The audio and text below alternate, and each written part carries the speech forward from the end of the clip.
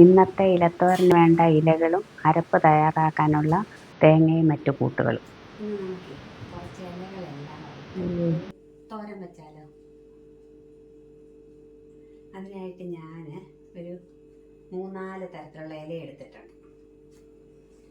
ചീരയിലയുണ്ട്, ചുവന്ന ചീരയിലയുണ്ട്, പച്ച ചീരയുണ്ട്, പിന്നെ അതുപോലെ തന്നെ ഒരു 10-15 കോവലിൻ്റെ ഇലയുണ്ട്, പിന്നെ ഒരു തണ്ട് മുരിങ്ങ ഇലയുണ്ട്.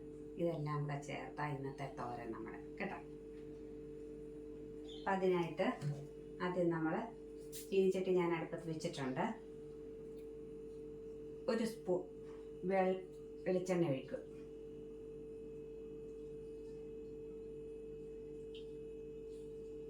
വെളിച്ചെണ്ണ നന്നായിട്ടൊന്ന് ചൂടാവട്ടെ. വെളിച്ചെണ്ണ നന്നായിട്ട് ചൂടായി കഴിയുമ്പോൾ നമുക്ക് കുറച്ച് അരി ഇടും.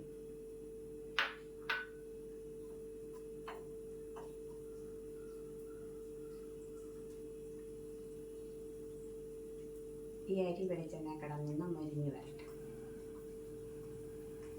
അരി ഇങ്ങനെ മൂത്ത് വരുന്നുണ്ട്. ഇവിടെ നമ്മൾ ലോ ഫ്ലെയിമിലേക്ക് മാറ്റി.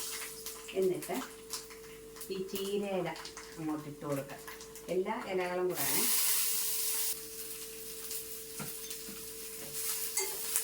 ഇളക്കിയിടും.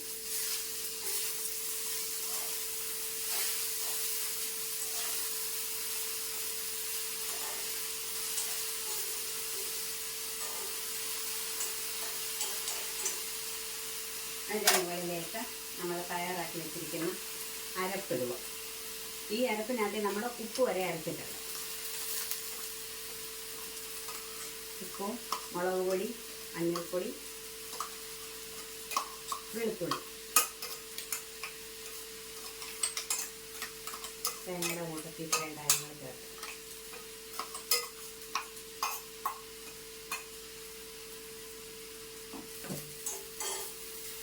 ഇനി നമ്മളങ്ങ് ഇളക്കി കൊടുത്താൽ മതി.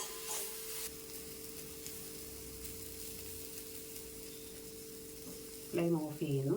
5 മിനിറ്റ് കൊണ്ട് നമ്മുടെ തോരൻ റെഡിയായി കഴിയും.